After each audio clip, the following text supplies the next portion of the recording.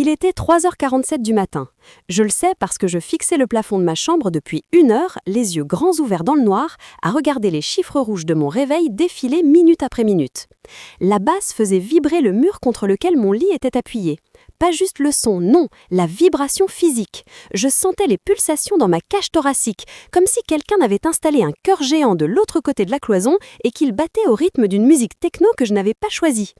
Le lendemain, j'avais 32 copies de bac blanc à surveiller. 32 adolescents qui comptaient sur moi pour être présente, concentrée, professionnelle. Et moi, j'étais là, dans mon lit, à accumuler ma 4e nuit de sommeil catastrophique de la semaine. 4 heures par nuit, parfois 3, une fois 2h30. J'ai fermé les yeux, j'ai essayé de respirer. J'ai compté jusqu'à 10, puis jusqu'à 100, puis j'ai arrêté de compter parce que ça ne servait à rien. Un éclat de rire a traversé le mur. Pas un rire normal, un rire hystérique, celui de quelqu'un qui a trop bu et qui trouve tout hilarant. Puis une voix de femme, aiguë, qui criait quelque chose que je n'ai pas compris. Puis le volume de la musique qui montait encore d'un cran, comme pour me narguer. Quelque chose s'est brisé en moi cette nuit-là. Pas de façon dramatique, pas de cris, pas de larmes, juste un déclic, un petit mécanisme intérieur qui a basculé, comme quand on retourne un sablier et que le sable commence à couler dans l'autre sens. Je me suis redressée dans mon lit. J'ai allumé la lampe de chevet, j'ai attrapé mon téléphone et j'ai ouvert l'application Notes. Et j'ai commencé à écrire. La date, l'heure, le niveau sonore estimé, les voix que j'entendais, les bruits identifiables. Je ne le savais pas encore, mais je venais de commencer à construire le dossier qui allait changer ma vie et détruire la sienne. Si vous avez déjà vécu des nuits comme celle-là, des nuits où le sommeil vous échappe à cause de quelqu'un qui refuse de respecter les règles les plus élémentaires de la vie en société, alors vous savez exactement de quoi je parle. Si cette histoire vous parle déjà, abonnez-vous à la chaîne, parce que ce que je vais vous raconter, c'est comment une professeure de lycée de 45 ans, épuisée et à bout de nerfs, a réussi à faire expulser sa voisine en utilisant uniquement la loi française et une patience de fer. Je m'appelle Céline, j'enseigne le français au lycée du Parc, dans le 6e arrondissement de Lyon. J'habite dans cet immeuble depuis 12 ans. 12 ans de tranquillité relative, de voisins corrects, de vie de copropriété sans histoire majeure. Mon appartement est au 3e étage, un 4 pièces avec parquet ancien et moulure au plafond que j'ai acheté en 2013, juste après mon divorce. C'était mon nouveau départ, mon refuge, l'endroit où je venais me ressourcer après des journées passées à expliquer Baudelaire et Flaubert à des adolescents qui auraient préféré être ailleurs. L'immeuble lui-même est typique du 6e arrondissement. Construction haussmannienne de la fin du 19e siècle. Façade en pierre de taille, balcon en fer forgé, cour intérieure pavée avec un tilleul centenaire au milieu. 8 appartements répartis sur 4 étages, plus les combles aménagés. Une gardienne, Madame Ferreira, qui habite au rez-de-chaussée depuis plus longtemps que n'importe lequel d'entre nous.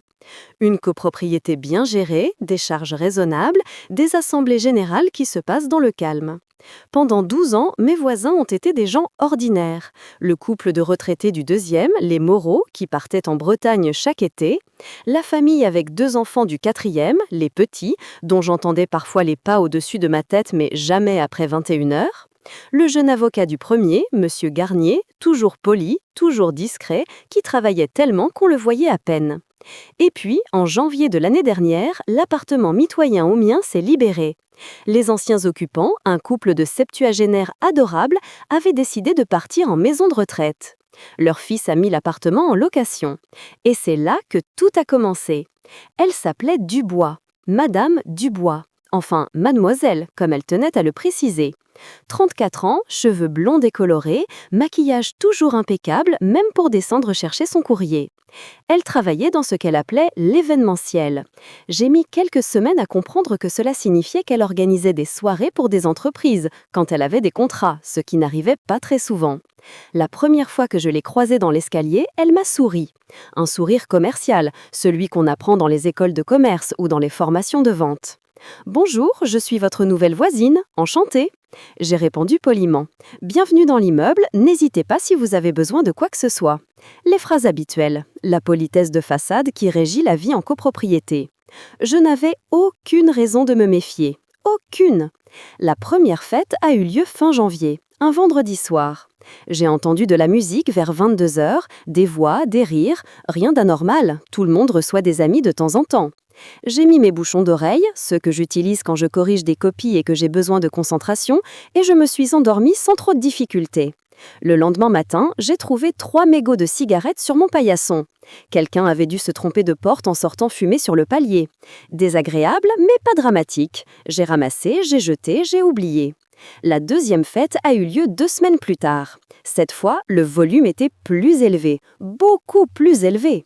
À minuit, je n'arrivais plus à lire. Les basses traversaient le mur comme s'ils n'existaient pas. J'entendais des conversations, des éclats de voix, le tintement des verres. J'ai décidé d'aller lui parler, poliment, civilement, en adulte responsable. J'ai enfilé ma robe de chambre, j'ai traversé le palier, j'ai sonné. Personne n'a répondu. J'ai sonné encore. Toujours rien. J'ai frappé. Fort.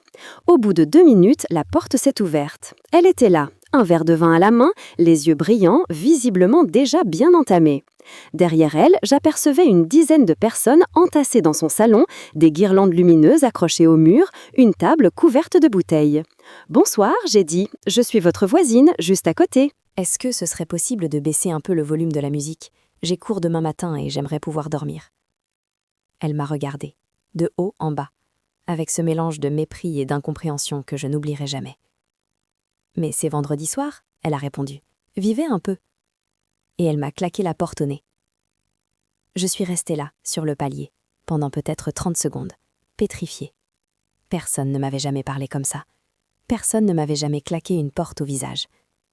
J'enseigne depuis 22 ans. J'ai eu des élèves difficiles, des parents agressifs, des inspecteurs désagréables. Mais ça, cette insolence gratuite, ce mépris total, c'était nouveau. Je suis rentrée chez moi. J'ai fermé ma porte. J'ai mis mes bouchons d'oreilles et un oreiller sur ma tête. J'ai dormi 3 heures cette nuit-là. Est-ce que quelqu'un d'autre a déjà vécu une situation similaire avec un voisin? Dites-le moi dans les commentaires, parce que je sais que je ne suis pas la seule. Les semaines qui ont suivi ont établi le schéma. Chaque vendredi soir, sans exception, la musique commençait vers 22 heures. Parfois elle s'arrêtait à 1 heure du matin, parfois à 3 heures, parfois à 4. Les samedis soirs étaient souvent pires. Il lui arrivait de faire la fête les 2 soirs d'affilée, ce qui signifiait que je passais mes week-ends dans un état de fatigue chronique qui commençait à affecter sérieusement ma vie professionnelle. Je corrigeais des copies le dimanche après-midi avec des cernes jusqu'au menton. Je m'endormais devant mes préparations de cours. Je buvais 4, puis 5, puis 6 cafés par jour pour tenir debout devant mes élèves. Ma collègue de lettres, Nathalie, m'a demandé si tout allait bien. « Tu as l'air épuisée, Céline. Tu devrais voir un médecin. » Je voyais un médecin. Mon généraliste m'a prescrit des somnifères légers. Ils ne servaient à rien. On ne peut pas dormir avec des somnifères quand quelqu'un joue de la techno à fond de l'autre côté du mur. Les médicaments me rendaient groggy sans m'aider à dormir, ce qui était encore pire. J'ai essayé de lui reparler, plusieurs fois. Un mardi soir, je l'ai croisé dans le hall. J'ai tenté l'approche diplomatique. « Écoutez, j'ai dit, je comprends que vous ayez une vie sociale active, et c'est très bien. Mais est-ce qu'on pourrait trouver un compromis? Peut-être arrêter la musique à minuit le week-end » Elle a levé les yeux au ciel. « Vous êtes vraiment obsédé, hein? C'est un immeuble, pas un cimetière. Si vous voulez du silence, achetez une maison à la campagne. » J'ai laissé des notes, des petits mots polis, glissés sous sa porte. « Chère voisine, je travaille très tôt le matin et j'aurai besoin de calme après 23 heures. Merci de votre compréhension. » Elle ne répondait jamais. Une fois, j'ai retrouvé un de mes mots dans l'escalier, déchiré en petits morceaux. J'ai contacté le syndic de copropriété, Monsieur Delmas, un homme d'une 60aine d'années qui gérait notre immeuble depuis 15 ans. Il a été compatissant. Il m'a écouté. Il m'a dit qu'il allait envoyer un courrier de rappel au règlement. Le courrier est parti. Elle l'a ignoré. Un deuxième courrier est parti. Elle l'a ignoré aussi. Monsieur Delmas m'a rappelé, gêné. « Écoutez, Madame Bernard, je comprends votre situation. Mais tant qu'il n'y a pas de plainte officielle, mes moyens d'action sont limités. » Le règlement de copropriété interdit les nuisances sonores, mais pour l'appliquer, il faut des preuves tangibles, des constats, éventuellement une procédure judiciaire. C'est long, c'est coûteux, et le résultat n'est jamais garanti. Je n'étais pas la seule à souffrir. Les Moreau, au 2e, directement en dessous de chez elle, entendaient les vibrations à travers leur plafond. Monsieur Moreau, qui avait 78 ans et des problèmes cardiaques, avait du mal à supporter le stress. Sa femme m'a arrêtée un jour dans l'escalier. « Vous aussi, vous n'en pouvez plus ? Nous non plus. Henri ne dort plus. Son cardiologue dit que le manque de sommeil aggrave son arythmie. » La famille Petit, au 4e, avait 2 enfants en bas âge, 5 et 7 ans. Les nuits de fête, les petits se réveillaient en pleurant. Madame Petit, Julie, m'a confié qu'elle avait envisagé de déménager. « Mais vous savez comment c'est, elle a dit. On a acheté il y a 3 ans, on ne peut pas se permettre de revendre maintenant, avec les frais de notaire et tout, on est coincé. » Si cette histoire vous met en colère rien qu'en l'écoutant, cliquez sur le pouce bleu, parce que ce n'est que le début. Le pire incident avant celui qui m'a fait basculer s'est produit un samedi de mars. J'avais passé la semaine à préparer mes élèves pour le bac de français. Commentaires composés, dissertation, méthodologie de l'oral. Des journées de 10 heures, parfois plus. Le vendredi soir, j'étais tellement fatiguée que je me suis couchée à 21 heures, espérant naïvement que pour une fois elle ferait relâche. Elle n'a pas fait relâche. La musique a commencé à 22h30, plus fort que d'habitude. Et cette fois, il y avait quelque chose de nouveau, des percussions. Pas de la batterie électronique, de vraies percussions. Quelqu'un tapait sur quelque chose, des bongos peut-être ou des djembés, je ne sais pas. Un rythme tribal, obsédant qui ne s'arrêtait jamais. J'ai appelé la police à 1h du matin. Pas la police municipale, la police nationale, le 17. J'ai expliqué la situation. Tapage nocturne caractérisé, nuisances répétées, plaintes multiples des voyants. Ils sont venus. 2 agents, un homme et une femme, visiblement blasés. Ils ont sonné chez elle, elle a ouvert, tout sourire, faussement surprise. « Oh, la musique est trop forte, pardon, on ne se rendait pas compte. » Elle a baissé le volume, les agents m'ont demandé si c'était mieux. J'ai dit oui. Ils sont partis. 10 minutes plus tard, la musique était de retour, plus forte qu'avant. Et j'ai entendu sa voix sur le balcon, claire dans la nuit froide de mars. Cette vieille conne a appelé les flics, vous y croyez? Genre, à son âge, elle a rien de mieux à faire un samedi soir que d'appeler les flics sur ses voisins. Pathétique. Des rires ont fusé. Ses amis trouvaient ça hilarant. Moi, dans mon lit, les yeux fixés sur le plafond, j'ai senti quelque chose se durcir au fond de ma poitrine. Une résolution, une certitude. Elle m'avait déclaré la guerre. Elle ne le savait pas encore, mais elle venait de perdre. La nuit de la migraine, celle de 3h47 du matin, s'est produite fin avril. J'avais eu une semaine particulièrement éprouvante. 3 conseils de classe, une réunion parents-professeurs, un élève en crise que j'avais dû accompagner chez la psychologue scolaire. Le vendredi soir, je sentais les premiers signes. La tension dans la nuque, la sensibilité à la lumière, je savais ce qui m'attendait. Les migraines, pour ceux qui n'en ont jamais eu, ce n'est pas juste un mal de tête. C'est une douleur qui vous paralyse. La lumière devient une agression. Le son devient une torture. Chaque battement de votre corps résonne dans votre crâne comme un coup de marteau. Vous ne pouvez rien faire. Vous ne pouvez que vous allonger dans le noir, en silence, et attendre que ça passe. Sauf que le silence, cette nuit-là, n'existait pas. Elle avait organisé ce qui ressemblait à une vraie soirée, pas juste quelques amis, une trentaine de personnes, peut-être plus. La musique était assourdissante, les conversations traversaient les murs. À un moment, quelqu'un a mis un morceau de hard techno avec des basses si puissantes que mes fenêtres vibraient. J'étais recroquevillée dans mon lit, un oreiller sur la tête, des larmes coulant sur mes joues. Pas de tristesse, de douleur pure. Chaque note de musique était un clou enfoncé dans mon crâne. Je n'arrivais plus à penser, je n'arrivais plus à respirer normalement. J'ai rappelé la police. Ils sont venus. Même scénario que la fois précédente. Elle a baissé le volume, ils sont partis, le volume est remonté. Cette fois, j'ai fait quelque chose de différent. Je me suis levée. Malgré la douleur, malgré la nausée, j'ai pris mon téléphone. Et j'ai commencé à filmer. Le mur qui tremblait, l'heure affichée sur mon réveil, le niveau sonore mesuré par une application. 78 décibels dans ma chambre, à 3 heures du matin. 78 décibels, c'est le bruit d'un aspirateur industriel. Puis, j'ai ouvert mon ordinateur et j'ai commencé mes recherches. Cette nuit-là, je n'ai pas dormi du tout. Pas une minute, mais je n'ai pas perdu mon temps. Qu'auriez-vous fait à ma place? Partagez vos conseils en commentaire. Parce que ce que j'ai décidé de faire, beaucoup de gens m'ont dit que c'était excessif. Moi, je pense que c'était nécessaire. Le droit français de la copropriété est une chose merveilleuse quand on prend le temps de le comprendre. Cette nuit de migraine, entre 2 vagues de douleur, j'ai lu des dizaines d'articles, de textes de loi, de jurisprudence. J'ai découvert des choses que j'ignorais complètement. Premièrement, le règlement de copropriété n'est pas juste un document décoratif, c'est un contrat. Chaque copropriétaire et chaque locataire s'engage à le respecter. Notre règlement, que j'ai relu intégralement cette nuit-là, stipulait clairement que les occupants doivent jouir paisiblement de leur lot et ne pas troubler la tranquillité des autres par des bruits ou comportements excessifs. Deuxièmement, le trouble anormal de voisinage est une notion juridique précise. Ce n'est pas subjectif. Il existe des critères, des seuils, des définitions. Et surtout, il existe des recours. Troisièmement, et c'est là que ça devenait intéressant, en cas de troubles répétés causés par un locataire, le propriétaire du lot est responsable. Si le propriétaire ne prend pas les mesures nécessaires pour faire cesser les troubles, il peut être assigné en justice par les autres copropriétaires. Et si un locataire cause des nuisances graves et répétées, le bail peut être résilié judiciairement. J'avais trouvé ma voie. Le lendemain de cette nuit blanche, un samedi, je me suis levée avec une migraine résiduelle et une détermination absolue. J'ai préparé du café, très fort, j'ai ouvert un nouveau document sur mon ordinateur et j'ai commencé à construire mon dossier. La première étape était de documenter systématiquement chaque incident.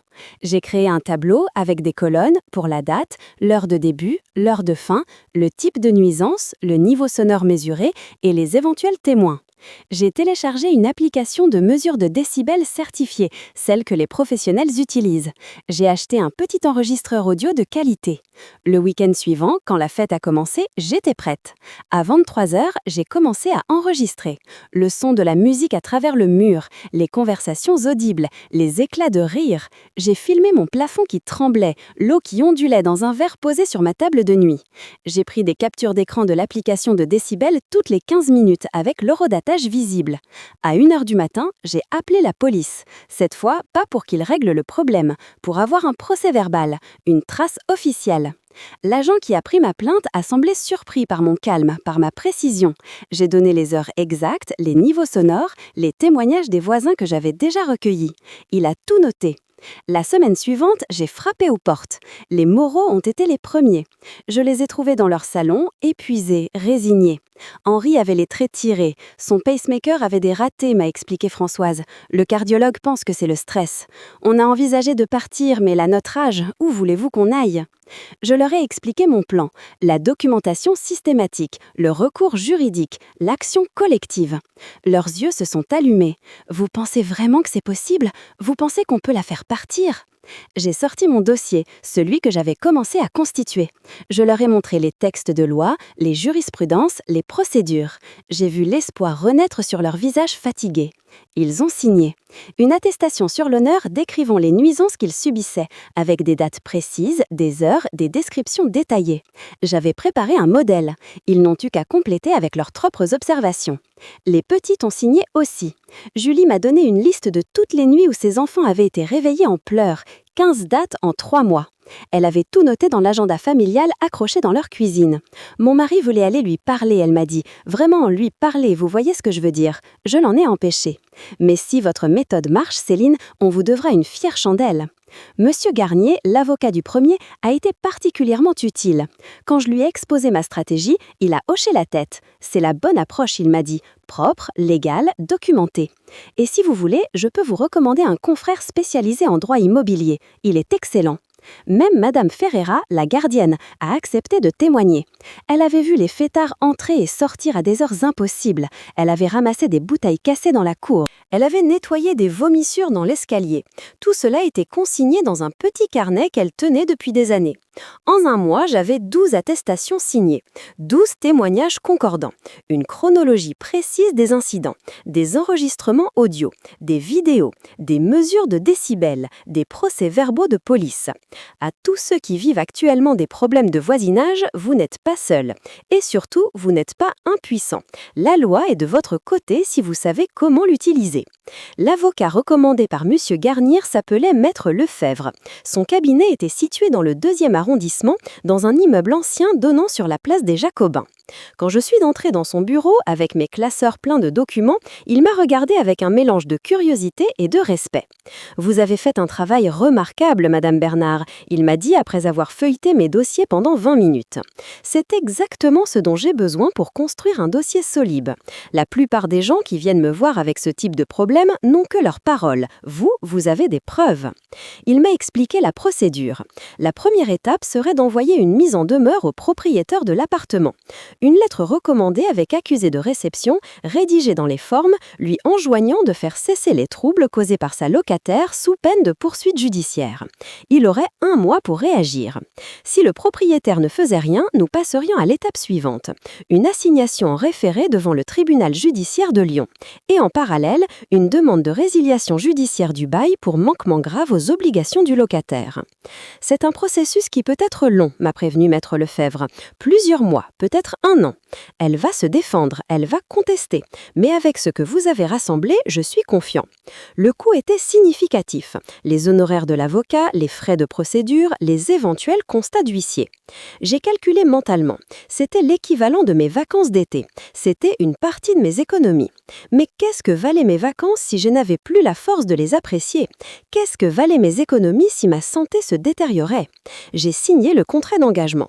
Avant d'envoyer la mise en demeure au propriétaire, Maître Lefebvre m'a recommandé de faire établir un constat d'huissier. Une preuve irréfutable, établie par un officier ministériel qui ne pourrait être contestée devant aucun tribunal. J'ai contacté une étude d'huissier dans le 3e arrondissement, Maître Durand, une femme d'une 50aine d'années, professionnelle, efficace. Je lui ai expliqué la situation. Elle a consulté son agenda. Je peux me rendre disponible un vendredi soir ou un samedi soir selon quand vous pensez qu'il y aura le plus de bruit. Un vendredi soir, j'ai dit. Elle fait toujours la fête le vendredi soir. Elle a noté. Je serai là à 23h. Prévenez-moi par SMS quand la musique commence. Le vendredi suivant, comme prévu, la musique a commencé à 22h15. À 22h30, j'ai envoyé un message à Maître Durand. C'est parti. Elle est arrivée à 23h précise, discrète, professionnelle, munie de son matériel de mesure. Je l'ai fait entrer chez moi. Elle a écouté, elle a mesuré. 72 décibels dans ma chambre, 68 dans le salon. Elle a filmé les vibrations du mur, elle a enregistré le son. Elle a pris des photos aura datées. Puis elle est descendue dans la cour. Des gens fumaient sur le balcon de Madame Dubois. Des mégots jonchaient les pavés. Une bouteille de vin Lide était posée sur le rebord de la fontaine centrale, à côté du tilleul. Elle a tout photographié. À 1h du matin, elle avait terminé. Le constat fait 8 pages, m'a-t-elle dit en rangeant son matériel. Avec les mesures, les photos, les observations. C'est du solide. Le constat m'a coûté 450 €. C'était le meilleur investissement de ma vie. La mise en demeure est partie 1 semaine plus tard. Lettre recommandée avec accusé de réception envoyée au propriétaire de l'appartement, un certain Monsieur Blanchard, qui habitait à Paris et qui avait hérité du bien de ses parents. Le courrier était formel, précis, implacable. Il détaillait les nuisances, citait les articles de loi pertinents, joignait une sélection de preuves et donnait un délai d'1 mois pour faire cesser les troubles. L'accusé de réception m'est revenu 4 jours plus tard. Signé. Réceptionné. J'ai attendu. Si vous pensez que j'ai bien fait d'aller aussi loin, faites-le moi savoir avec un like, parce que ce qui suit, c'est le moment où tout a basculé. 3 semaines après l'envoi de la mise en demeure, j'ai reçu un appel de Maître Lefebvre. Le propriétaire a réagi, m'a-t-il annoncé. Il m'a contacté ce matin. Il veut régler ça à l'amiable. Mon cœur s'est mis à battre plus vite. Qu'est-ce qu'il propose? Il veut donner congé à sa locataire, mais il a besoin de temps. Il demande qu'on lui laisse jusqu'à la fin du bail, qui se termine en août. Ça lui permettrait de procéder de manière légale, sans risquer un procès de la part de la locataire elle-même. J'ai réfléchi. Nous étions fin mai. Ça faisait encore 3 mois à tenir. 3 mois de fêtes, de bruit, de nuits blanches. Et s'il ne tient pas sa promesse? Dans ce cas, on passe à la procédure judiciaire. Mais franchement, Madame Bernard, je pense qu'il est sincère. Il m'a dit qu'il n'était pas au courant de l'ampleur du problème, que sa locataire lui avait toujours dit que les voisins étaient des emmerdeurs qui exagéraient. Quand il a vu votre dossier, il a compris. J'ai accepté, à une condition, qu'il m'envoie une copie du courrier de non-renouvellement de bail qu'il allait adresser à sa locataire, une preuve écrite de son engagement. Le courrier m'est parvenu 1 semaine plus tard. Copie conforme. Lettre recommandée envoyée à Madame Dubois, lui signifiant que son bail, arrivant à échéance le 31 août, ne serait pas renouvelé, motif invoqué, nuisances répétées causées aux autres occupants de l'immeuble. Elle avait 3 mois pour partir. Pendant ces 3 mois, les fêtes ont continué. Mais quelque chose avait changé. Je ne les vivais plus de la même façon. Chaque nuit blanche, je me disais « plus que 10 semaines, plus que 8 semaines, plus que 6 ». Je continuais à documenter, par précaution, au cas où elle contesterait, au cas où elle refuserait de partir, au cas où le propriétaire changerait d'avis. Mon dossier s'épaississait, les pages s'accumulaient, les preuves s'empilaient. Elle, de son côté, semblait inconsciente de ce qui l'attendait. Je la croisais parfois dans l'escalier. Elle me regardait avec le même mépris qu'avant. Elle ne savait pas. Elle ne se doutait de rien. Un soir de juin, alors que je rentrais de mes cours, je l'ai entendue parler au téléphone sur son balcon. Sa voix portait dans la cour. Elle disait quelque chose comme « Non, mais tu verrais les voisins ici, c'est des fossiles. Ils se couchent à 21h, ils supportent pas qu'on s'amuse un peu. » Des rires. Puis, ouais, j'ai reçu un courrier du propriétaire, genre il me menace de pas renouveler mon bail. T'y crois, toi? Comme si un juge allait m'expulser parce que je fais des soirées, c'est n'importe quoi. J'ai continué mon chemin, je n'ai rien dit. Je n'avais pas besoin de dire quoi que ce soit. Le temps travaillait pour moi. La fin du mois de juin est arrivée, puis juillet, les grandes vacances. J'aurais dû partir, comme chaque été, un peu de soleil, de mer, de repos.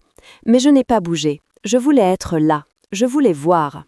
Elle n'a pas quitté l'appartement fin août. Le 31 au soir, elle était toujours là. J'ai entendu de la musique, comme d'habitude, comme si de rien n'était. Le 1er septembre, j'ai appelé Maître Lefebvre. Elle refuse de partir, j'ai dit. Elle est toujours là. Je sais, le propriétaire m'a contacté ce matin. Il va engager une procédure d'expulsion. C'était ce que je craignais. Une procédure d'expulsion, ça peut prendre des mois, des années dans certains cas. La France protège énormément les locataires, même ceux qui ne payent plus leur loyer, même ceux qui causent des nuisances. La trêve hivernale allait bientôt commencer. Si elle n'était pas partie avant le 1er novembre, elle pourrait rester jusqu'au 31 mars de l'année suivante. Qu'est-ce qu'on fait? J'ai demandé. On la signe en référé et on demande l'expulsion sans délai compte tenu de la gravité des troubles. Avec votre dossier, on a de bonnes chances. L'assignation est partie mi-septembre. L'audience était fixée au 15 octobre. 1 mois d'attente. 1 mois de plus. Ce mois-là a été le plus long de ma vie. Chaque week-end, elle faisait la fête. Chaque week-end, je documentais. Chaque week-end, je comptais les jours. L'audience s'est tenue au tribunal judiciaire de Lyon, dans une salle au 1er étage du palais de justice. J'y étais, bien sûr. Maître Lefebvre m'avait conseillé de venir. Pas pour parler, juste pour être là, pour montrer au juge que cette affaire comptait pour moi. Elle était là aussi. Pour la première fois depuis des mois, nous étions dans la même pièce. Elle portait une robe noire, sobre, comme si elle avait compris qu'il fallait faire bonne impression. À côté d'elle, un avocat, un homme jeune qui semblait peu convaincu par sa propre cause. Son avocat a plaidé en premier. Il a parlé de sa cliente comme d'une jeune femme dynamique, travaillant dans l'événementiel, qui recevait parfois des amis comme tout le monde. Il a minimisé les nuisances. Il a suggéré que les voisins exagéraient. Il a invoqué le droit au logement, la difficulté de trouver un appartement à Lyon, la situation économique précaire de sa cliente. Puis, Maître Lefebvre s'est levé. Il a sorti mon dossier, celui que j'avais passé 6 mois à construire. Il l'a posé sur la table. 2 classeurs pleins. Il a commencé à énumérer. 18 procès-verbaux de police, 23 mesures de décibels supérieures à 60 décibels après minuit, 12 attestations de voisins, un constat d'huissier de 8 pages, des enregistrements audio, des vidéos ordonnatées, des photos de dégradation dans les parties communes. Le juge feuilletait le dossier pendant que Maître Lefebvre parlait. Son visage était impassible, mais j'ai vu ses sourcils se hausser à plusieurs reprises. « Nous ne demandons pas l'impossible, Monsieur le Président », a conclu mon avocat. « Nous demandons simplement que Madame Dubois respecte le même règlement que tous les autres habitants de cet immeuble. Elle a eu des mois pour le faire. Elle a choisi de ne pas le faire. Il est temps que la justice intervienne. » Le juge a posé quelques questions. À elle, à son avocat. Puis il a rendu sa décision. 15 minutes, c'est le temps qu'il lui a fallu pour statuer. Vu les éléments du dossier, a-t-il dit, vu la répétition et la gravité des troubles constatés, vu le mépris manifeste de la défenderesse pour les règles de vie en communauté, le tribunal ordonne l'expulsion de Madame Dubois dans un délai de 60 jours. 60 jours, pas 6 mois, pas 1 an, 60 jours. Elle a protesté, elle s'est levée, elle a voulu parler. Son avocat l'a retenue par le bras. Le juge l'a ignorée. « L'audience est terminée », a-t-il dit. « Madame Dubois, je vous conseille de prendre cette décision au sérieux. Si vous n'avez pas quitté les lieux dans le délai imparti, la force publique sera requise. » Je suis sortie du tribunal. Le soleil d'octobre brillait sur la place Louis Pradel. Les feuilles des platanes commençaient à jaunir. Je me suis assise sur un banc. Et j'ai pleuré. Pas de tristesse, pas de joie non plus, pas vraiment. De soulagement. Un soulagement immense, océanique, qui déferlait sur moi et emportait des mois de tension, d'anxiété, de fatigue accumulée. C'était fini. J'avais gagné. Si vous aimez les histoires où justice est rendue, abonnez-vous à la chaîne, parce que celle-ci n'est pas tout à fait terminée. Les 2 mois suivants ont été étranges. Elle était toujours là, de l'autre côté du mur, mais elle ne faisait plus de fête. Plus du tout. Je l'entendais parfois, seule dans son appartement, qui regardait la télévision ou parlait au téléphone.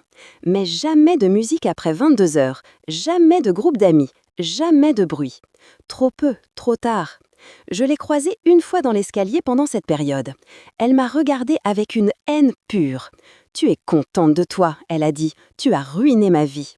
Je n'ai pas répondu. Je suis passée à côté d'elle et j'ai continué à monter. Il n'y avait rien à dire. Elle est partie mi-décembre, 3 jours avant l'échéance des 60 jours. J'étais chez moi, un samedi après-midi, quand j'ai entendu du bruit dans le couloir. Des cartons qu'on traîne, des voix. Je me suis approchée de ma porte et j'ai regardé par le Judas. Elle était là, avec 2 hommes que je ne connaissais pas, en train de vider son appartement. Des cartons s'empilaient sur le palier. Des meubles passaient difficilement dans l'escalier.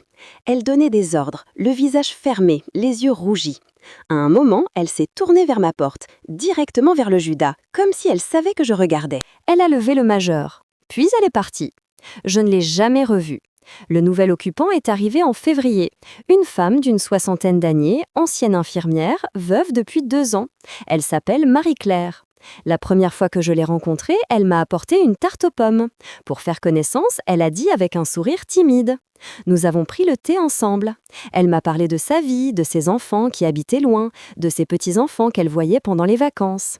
Elle m'a dit qu'elle se couchait tôt, vers 21h en général, parce que la lumière du matin la réveillait et qu'elle aimait ça.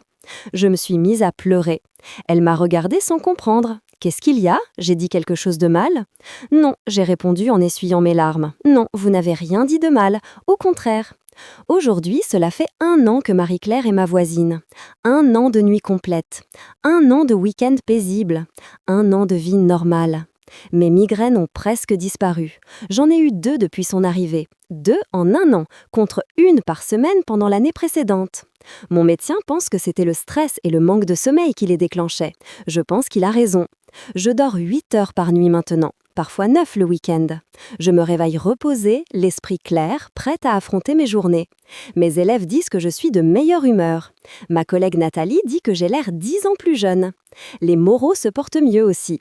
Henri a stabilisé ses problèmes cardiaques. Il fait des mots croisés l'après-midi, dans le calme de son salon, sans vibration de basse qui traverse le plafond. Françoise m'a invitée à prendre le thé la semaine dernière. Elle m'a dit que nous lui devions la santé de son mari. Les petits ont pu rester dans l'immeuble. Leurs enfants grandissent. Le petit dernier entre en CP en septembre. Julie m'a dit qu'elle avait failli appeler Madame Dubois pour lui dire ce qu'elle pensait d'elle le jour où elle a appris qu'elle partait. Elle ne l'a pas fait. Je pense que c'est mieux comme ça. J'ai gardé tous mes dossiers. Les classeurs sont rangés dans mon bureau, sur l'étagère du haut. Je ne les ai pas rouverts depuis l'audience, mais je sais qu'ils sont là. Et parfois, quand je passe devant, je les regarde. Ces dossiers représentent 6 mois de ma vie. 6 mois de travail acharné, de nuits à documenter, de rendez-vous avec des avocats et des huissiers, de lettres recommandées et de formulaires administratifs. 6 mois où j'ai appris à me battre avec les armes de la loi française. Mais ils représentent aussi autre chose. Ils représentent le moment où j'ai décidé de ne plus subir. Le moment où j'ai compris que la patience et la politesse ont des limites et que parfois il faut agir. D'où regardez-vous cette vidéo ? Dites-moi dans quelle région vous habitez. Parce que les problèmes de voisinage, ça existe partout. Et partout, les mêmes solutions peuvent s'appliquer. Quelqu'un m'a demandé l'autre jour si je regrettais d'être allée aussi loin, si je ne pensais pas que j'aurais pu trouver un arrangement, un compromis, une solution amiable. J'ai réfléchi avant de répondre. Non, j'ai dit, je ne regrette rien.